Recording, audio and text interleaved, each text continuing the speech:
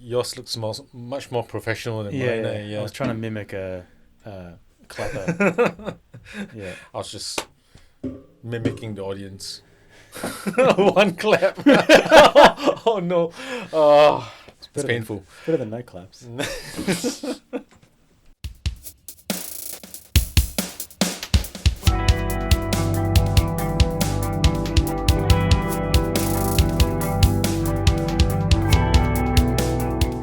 Welcome back to the Balance Purpose podcast. We are actually in person now rather than on Zoom. This is quite amazing. We have Andrew and myself, Fabian, part of Keeper and Sage, a men's group. Now we're here to just discuss certain topics that have come up and are on our minds right now. So we just go with the flow and see where this conversation is going to take us. Cool. We were talking about the topic of community, Yeah.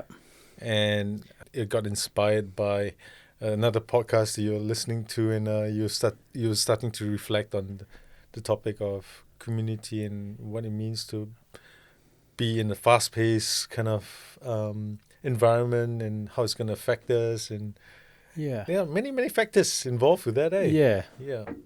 I was driving over here and there was a traffic jam, some kind of accident. So it was a crawl, and I was feeling pretty zen about it. I really didn't want to get all worked up because it's traffic, you can't control it. But my mind started wandering, and I started reflecting on that podcast that I was listening to recently, where they were talking about in so many countries. There's so much space and land, but people, most people, not all people, but most people tend to converge into the cities and want to be really like close together and cluttered together. And Auckland is a pretty congested city. Oh yeah. Mm-hmm. And so these are the sorts of things I was thinking about when I was in traffic. And I also started thinking about my experiences of smaller towns. And when we were growing up, there was a town, because I'm from Australia, and when we were growing up, there was a town in South Australia that we used to go to visit some family friends. And it was such a different vibe because I was from Melbourne and I lived, in the suburbs of Melbourne. And then we used to go to this town in South Australia that was, a small town. And it was such a different vibe, and the way people behaved there was just so different, and it was quite a culture shock to me every time we went there. And one of the things I noticed as a kid going there was people were, not all people, but my experience of the people that we were with was they were really like gossipy. And these are beautiful people, and I, not sort of speaking ill of them, but they were very interested in the affairs of other people in the town, and it was the sort of place where they seemed to know most of the people. I'm not sure if they knew most of the people that lived there, but that was definitely the impression that I got, because they'd go into the town and they would see people they knew and they would say hello to every second person they would see. And so it was a real small town feel. And being from Melbourne, it was quite a novelty for me to experience that. And there were times where I really envied that kind of vibe there. This sort of, you go into town and you like know people, and it just felt so like that community vibe. And in later years, some of my adult years, I sometimes did have kind of fantasies about what it would be like to live in a smaller, maybe like quite a big town, where you can strike a balance between being in a place where there's still enough happening that you don't get bored or stagnant, but small enough that it actually felt like a community. And that's the thing that I struggle with in being from Melbourne and now living in Auckland. But it's really hard to feel like you're in a community. And I'm the sort of person that like if I can't easily feel like I'm in a community, I do find it hard to act like I'm in a community. So I get quite like kind of self-centered, and as much as it's hard to admit, like I don't make a lot of efforts to act like I'm in a community. So I think it's also contributed by the fact that like I identify as much as you do as introverted person. Yeah, so it's hard to almost like it's almost a bit of a job to put yourself out there. Yeah. When it's not your natural predisposition. Yeah. You're right. It's like you need the environment as an introvert. You kind of need the environment to help bring you out of your shell. Yes. And if the environment's not conducive to that, as an introvert, it's hard to sort of go against that. And I'll just like reflect, because you're talking about like a big city like Melbourne or Auckland versus a really small place.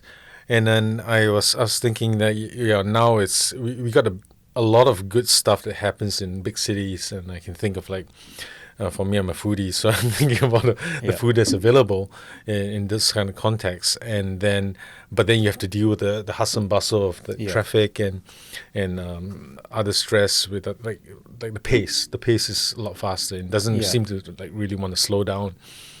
And versus a town where there's nothing much going on. Yeah. People are bored. They're just gossiping for entertainment. Yeah. But as a result, you're also kind of known in the more intimate level. So it's like two extremes that are most like really hard to deal with in like different problems, really. Yeah. So what is that magic Goldilocks town? With no bears, right? What is that magic number that works where people they know each other but not but you are also able to maintain your privacy and your own world within that. The thing that did come to mind when you mentioned that was the concept of there's this researcher called Dunbar. Oh yeah. And then he came up with the what is known now as the Dunbar's number. Yeah. The perfect number in the tribe. I think it's about 150. Yeah, that's what I remember it being. Yeah. I think a lot of companies also work on that level, and what they say is if it does expand larger than that number, the company just naturally goes through a split in that. But a number is a static number, and tribes and communities always go through flux, like a flux of numbers. Like people come, people go. Yeah. And it's a very dynamic kind of thing. So I also wonder, like, how do we navigate that? At what point does a community break off, and what impact does it have on the people involved? Yeah, I guess it's really, really interesting. And we were thinking on one hand about cities, but cities reflect a very maybe a conglomerate of tribes. Yeah. And I wonder whether within a city, if you could find your tribe, you could find that sense of belonging. A bit of both, but not necessarily the same thing. Yeah, and I guess that's why people seek out communities within big cities, big places where there are a lot of people, so you can feel like you belong somewhere.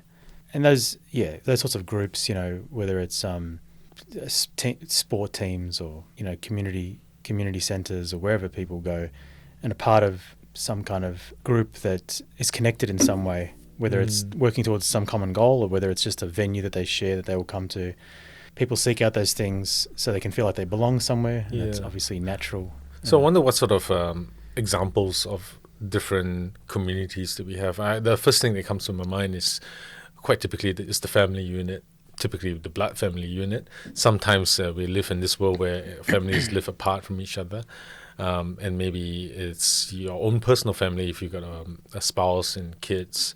That is the unit to focus on. Then maybe from that, you wonder like, okay, what other communities do we have in addition to that? And I can think of the workplace, and that's why it's such an important part of living in an urban environment, is to contribute work-wise to a particular cause. So a career.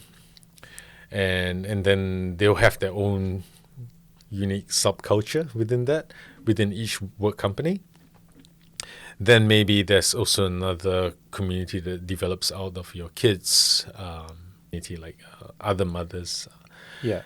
And then beyond work and just the function of that, it sounds to me that there's also communities that occur around spirituality, like religion, and also other interest groups like sports. And then beyond sports, then there'll be other interests, which is quite probably more unique to an individual. Maybe it's a hunting club or archery, or I think there's kind of like sports too. Then we have our men's circle. It's another extension of that.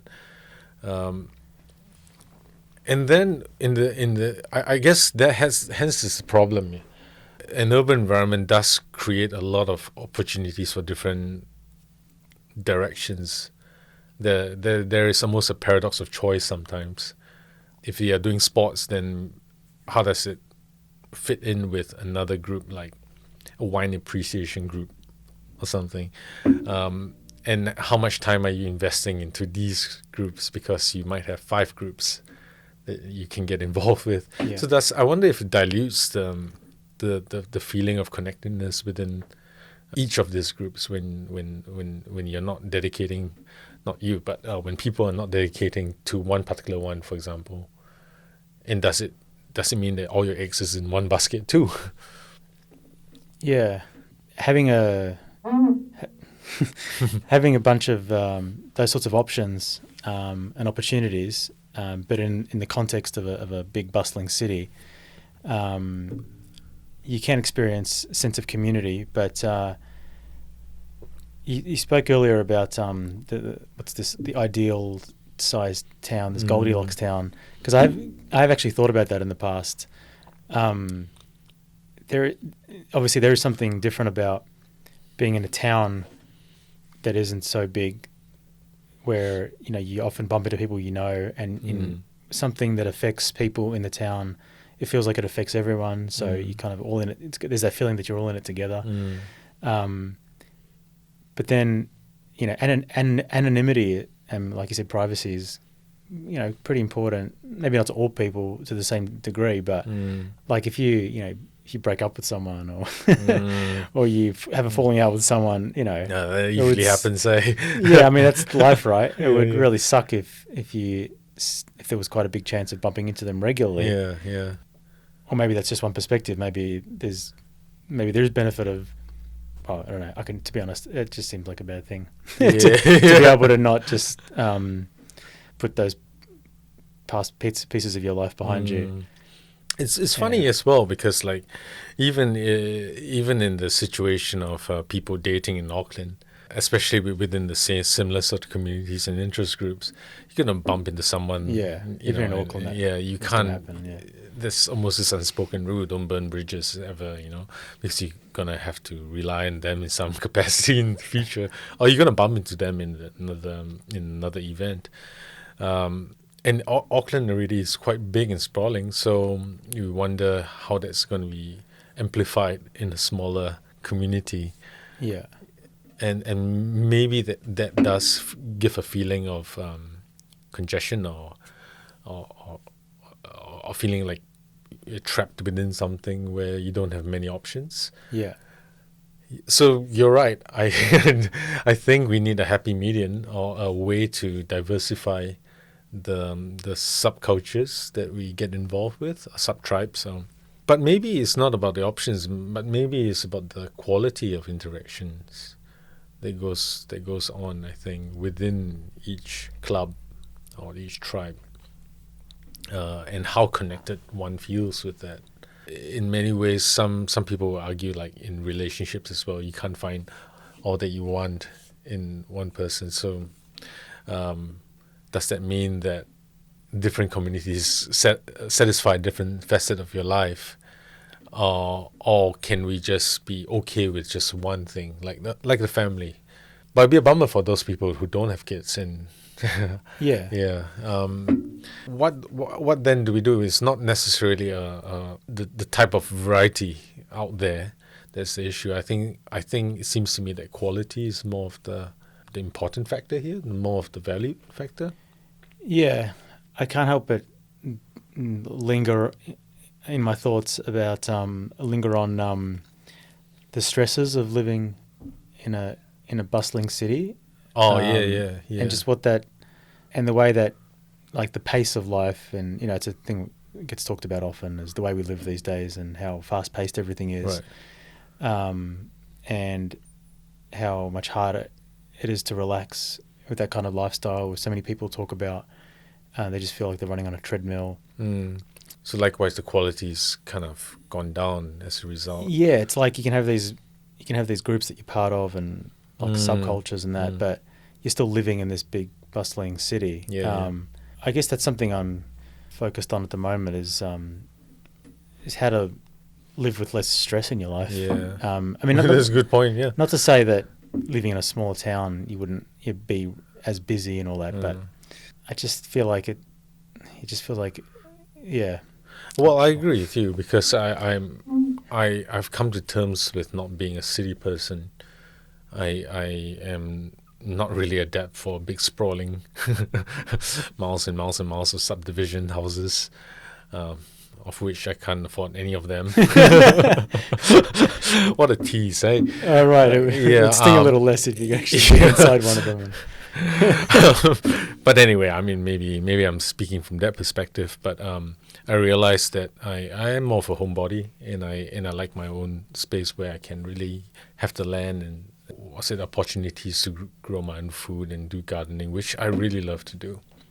And I feel that I want to invest my energy and time into a place where I can nurture in the long run, and not go from one property to the next and rent as I go, and then build up a garden and leave it. And it's just too much of that happening, like restarting again. So I wonder, why am I living in Auckland? Despite all that, I could be living in even Whangarei, but I'm not. I choose to live in Auckland, and I've got to come to terms with why my choices led me here.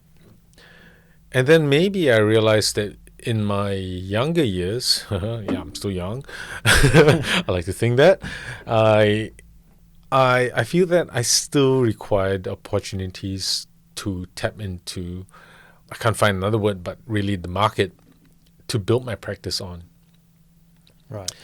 I feel that if I go to the country, some small town somewhere, and offer what I have to offer, I feel that I won't be able to build my practice as effectively as I would here. Yeah. Especially when trying to set up a business, develop a name, develop content. I don't want to be limited by 50 people in the community, of which 150. 150, yeah, 150. Even 150 would be great, in principle. But how many out of 150 would require mental health services? Yeah, maybe one or two. They will reach out, and it may not be a good fit either. But whereas, if I can take maybe that's 1% of the population, in 1% of Auckland, on the other hand, it's a lot more. I'm going to try and do the maths. But I don't ask me about math. Can't do math here. Not especially when there's a mic in front of my face. Put you on the spot. I think probably one of the major reasons people gravitate towards cities and where all the people are is for economic opportunities. Yeah. And I wonder how much that trend would still happen if economic opportunities were not a factor. Like if people didn't have to, go where all the people are. Yeah. If they had more of a choice about that, would they spread out more? If it was purely, this is like purely hypothetical, obviously. But if they could choose where they lived and it didn't have to worry about, where is there enough of a market for my business or my whatever I'm doing, whatever kind of job that I have or career I have, where are the jobs?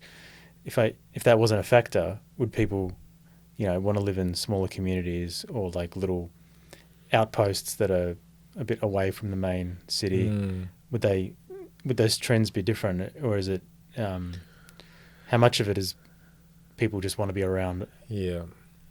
other people? I believe on a primal level, because human beings are community creatures, we act in tribes, we gather resources in tribes, and as a result, things are more efficient that way.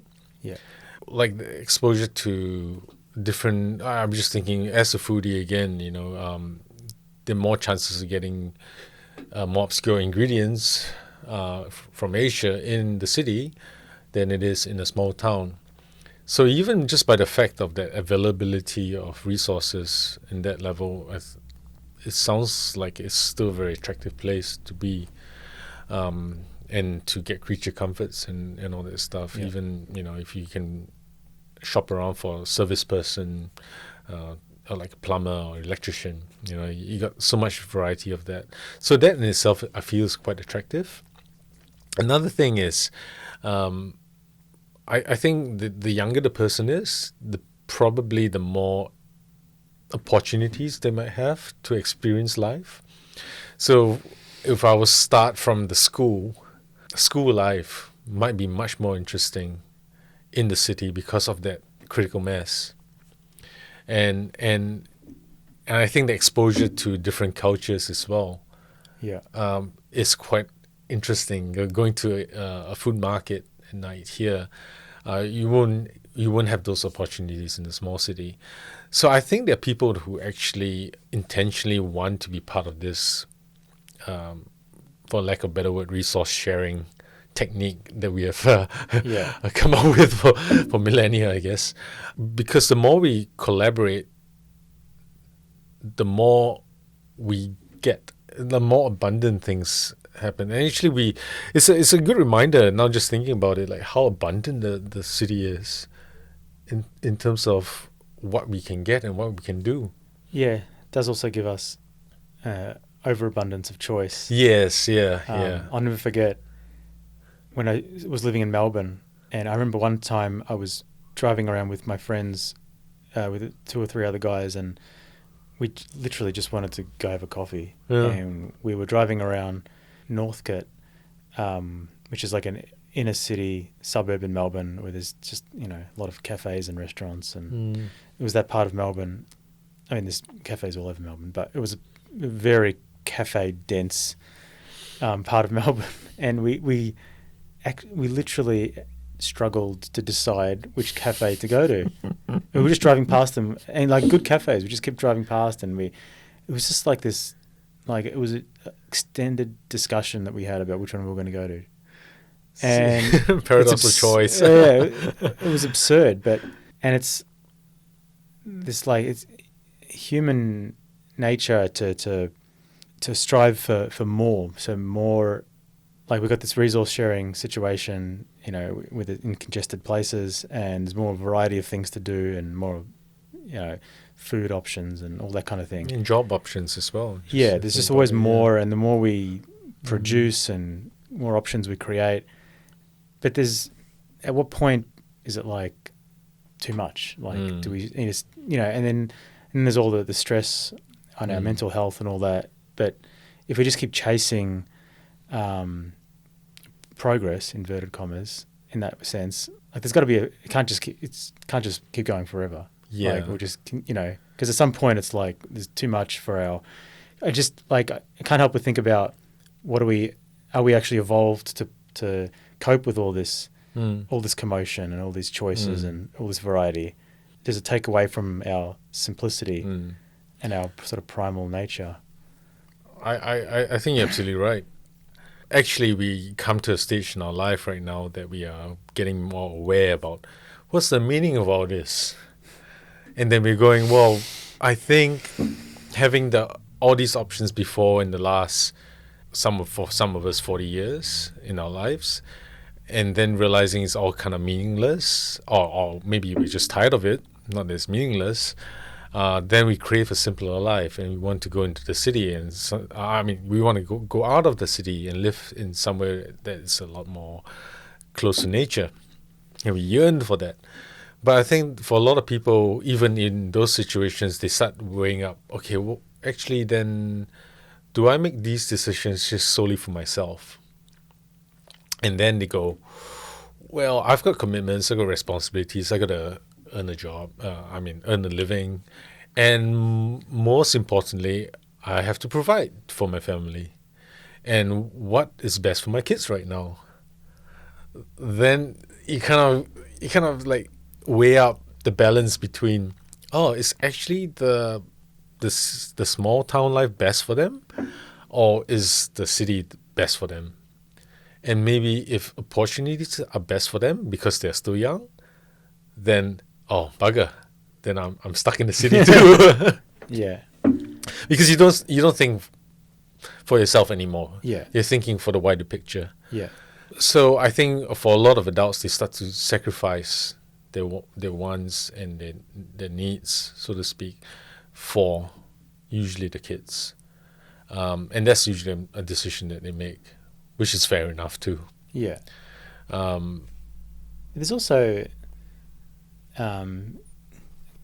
like people are moving out away from cities, especially in Auckland, because of property prices. So you hear about a lot of families going to regional towns and stuff and starting a life there. And I guess economic factors would play a big role there. So it's yeah. I think it depends on the kids as well, because some kids will adapt quite well depending on the age. Yeah. Or when they're going. I remember when my parents moved here with my family moved here. I was here in New Zealand first before they came over. But I did remember at the time my sister was having a real difficult time leaving her friends behind. So that in itself, I think, formed part of a traumatic memory. And coming to a foreign place, not necessarily speaking the same way, not having to understand the culture again, was really jarring. And so I think it is. Well, she's okay with it now, but back then she didn't miss her old lifestyle in Singapore. I had a different reason of being here, so I just took it on. But especially moving countries was a big shock to the system. Yeah. My parents meant well, but there are also a lot of unforeseen consequences that developed as a result of that. So I think it's a very case-to-case basis, and I think if the kids are on board with,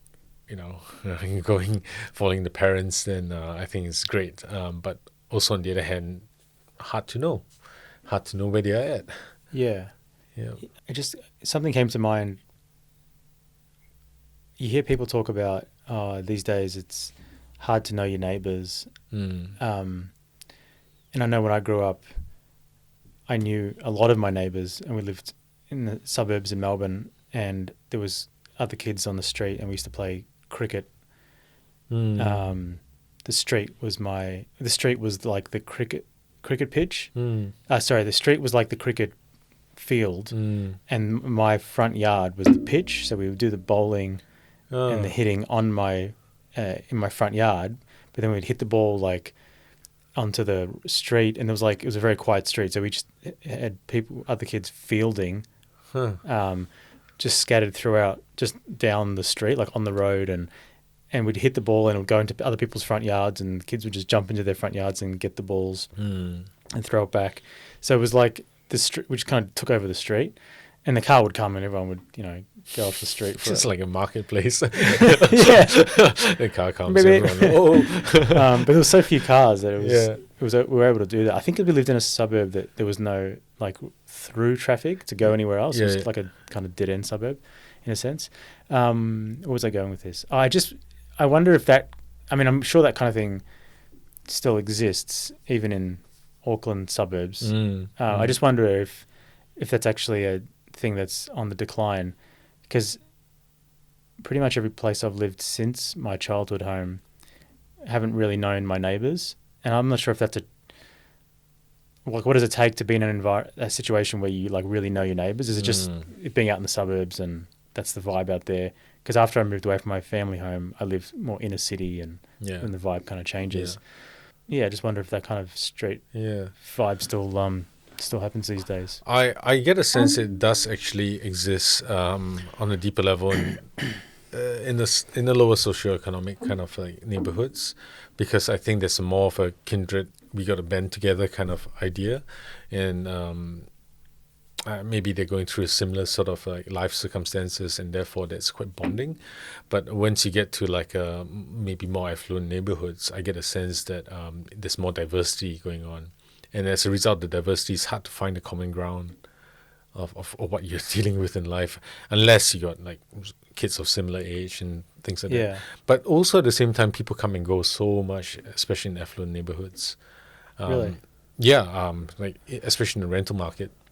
Mm. Once you get to know someone and you know them for a little while, next moment they are moved out, and then a new person moves in, and you try that again, and sooner or later, after a while, you get a sense that, oh well, everything I've built up kind of like dissipates, and then you go, there's a certain sense of tiredness that comes with it. Tiredness. Yeah, tiredness. Yeah, yeah. Not that, like myself, I'll keep doing it. I realize that people come and go.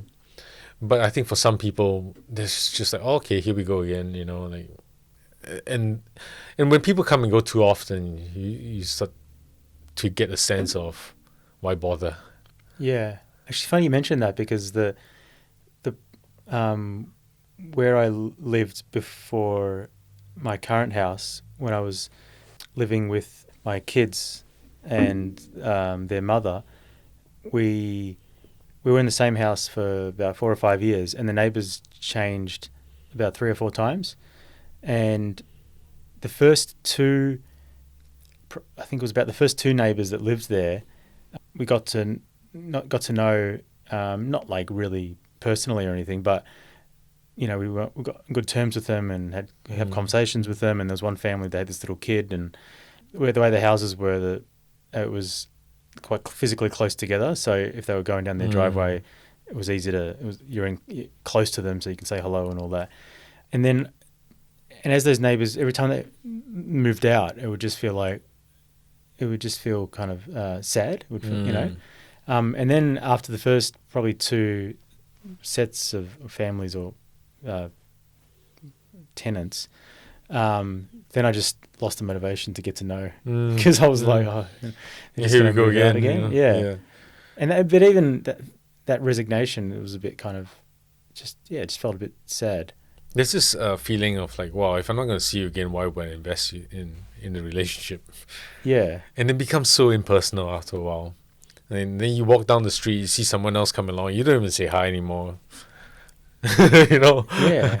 And sometimes, like, there's people who live a few doors down. When I was living at that house that I talked about, there'd be people who lived a few doors down who I knew they lived there, because I'd see them come and go. And, but because we just never got to a point where we even acknowledged them, because we didn't have that first step of introducing, and it was kind of it was in Mount Eden, so it wasn't really like it's kind of a busy street as well, so it wasn't like a street, and it was kind of a long street.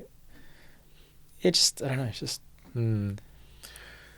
Yeah, it's unfortunate how that happens, and I think there's almost this unspoken rule sometimes that, wow, just don't talk to your neighbors. Kind of thing. You don't, I particularly saying that in my own situation, but I've lived in places before where there's almost an unspoken rule of like, I respect your privacy, I'll leave you alone, kind of vibe. And then sometimes not always spoken out. So you catch a sense like when you get friendly neighbors, and the body language is much more open. There's a bit more eye contact. There's a wave, and then it develops into a conversation. But some people, they don't make eye contact anymore. So you just go, wow, they pretty much want to be left alone. Yeah. But yeah, unfortunately, there's a real consequence to that, because there's also an element of rejection that goes on with that, and it builds up, and then that adds to the whole depersonalization of dehumanization of the city. Yeah. And I think that's what in many ways we are reacting against.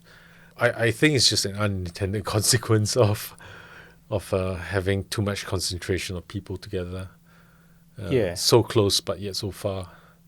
And Yeah. I think it sometimes transfers into friendships, it transfers into other communities, and it transfers into developing barriers and all that. And some people just don't want to be that intimate with their stories, and for the fear of gossip even and all that stuff. So human behavior, I think, is really interesting. It really stems down to developing trust, and trust is hard to find.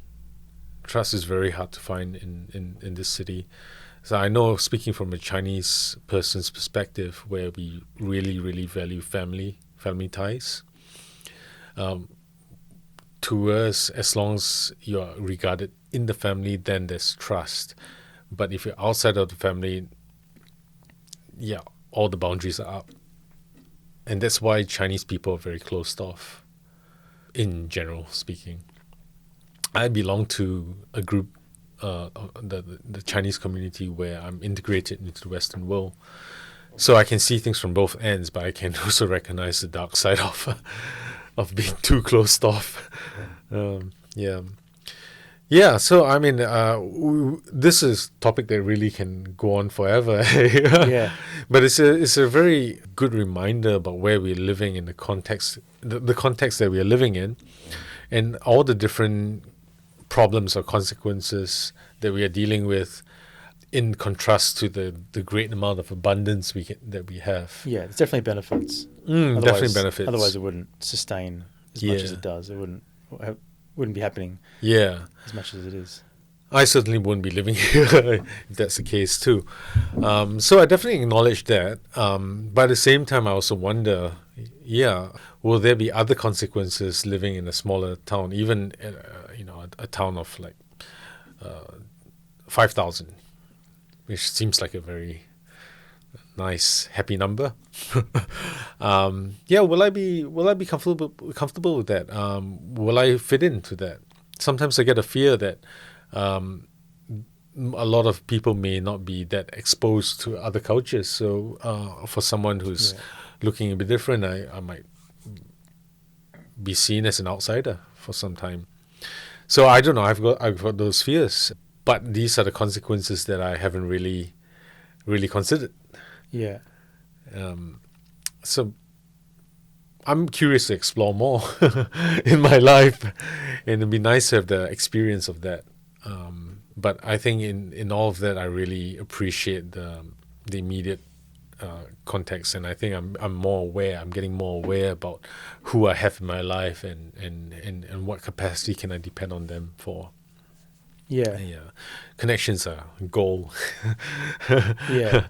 And maybe if I were to look at myself and what I want, I don't need a huge community. I'm not hugely extroverted, but a small group of really tight friends and people that I call my brothers and sisters is all I need in my life. Yeah, and it can definitely, I can relate to that. And if you've got those sorts of relationships, then it can definitely help put up with then some of the adverse effects of living in a kind of a more of a bustling place. It really takes the edge off. And and I guess the stress of living in a busy place kind of forces me to cultivate those more intimate relationships, friends, and it's just like it forces me, because it's like a contrast. It's like, okay, I've got all this craziness around and all this stress of life. I really need to work on my connections, because they're not going to fall into my lap. They're not going to come naturally. Sometimes they do, but often they don't, because people are so busy, and so you really got to put some effort into it. And that's actually how I came across Movespace, which is this place that we're in right now. Recording this. This is not a plug for Movespace. I'm not intending it to be a plug. Why not? Let's make a plug. I'm not getting any. Trying to get some commission for this. But when I found Movespace, I was really, really yearning for a place outside of, because I had my family, and I had my workplace, but I just felt like, and and then I came across this after I discovered Movespace. The guy who runs it told me about this idea of the third place. Have you heard of this? The third place. I think Yes. I don't know if the idea originated or came out of Europe, or if it somehow it's linked to. In a lot of European countries, there's like they have community centres, especially like Italy and Greece and places like that. They have like what do they call them? Social clubs, where just usually old Italian men, and I think some other cultures have it as well, where they just get together in like a little centre and they just like play cards and drink coffee and they just hang out together. So when I discovered Movespace, that became my third place. But I had to seek it out, and it just so happened Movespace was like about a kilometre from where I lived, and I'd driven past it many times and I didn't know what it was, and I joined, and then I just discovered this community and that's also where I discovered Keeper and Sage, our men's group, and that's where I met you, and so that kind of feeling that I didn't really have like deep sort of connections with people outside of work, and I mean obviously I was connected with my kids, but they were really young. That forced me to seek out a deeper connection, because I was really lacking that. And who knows, if I had connections if I lived in like a smaller kind of town or a smaller city where I was kind of more friendly with people on a more general level, where everyone kind of familiar faces, and it didn't feel so anonymous, I guess. Maybe I wouldn't, in a smaller town, maybe I wouldn't feel so driven to seek out a place like Movespace. So just looking at the positives of it. Out of adversity comes great discoveries and growth. Opportunities. Definitely a very interesting insight about where we are and where we're heading to and what we are comfortable with, especially in terms of community. I do really want to acknowledge Movespace for the work that's being done here. It's the reason why we have a space to operate as well. Thankful for, even the guys came up here and helped to set up this, and it was, completely unexpected, and it's just amazing gifts that just keep going around this community. It's really good souls, and I wonder what would living in the city be like without Movespace and without KNS. For me, Keep and Sage, what club am I going to fit into? I'm not sure. So I definitely acknowledge the connections I have here and the great things that we can do as a result of that. Yeah, so I'd like to wrap up this topic for now. Sure. I think this definitely can be worth exploring even more, but we'll just take this episode down to an end. Thank you to our viewers for being part of this discussion and being an audience and listening in. I'd like to hear what you have to say about this topic too, and if you put in some comments below the video, we'll review it, and it could be a springboard for another topic or even to make a deeper dive into it. So please comment, subscribe if you would like to hear more from us. Until the next video, thank you for watching the Balanced Purpose podcast. Signing off from Andrew and Fabian.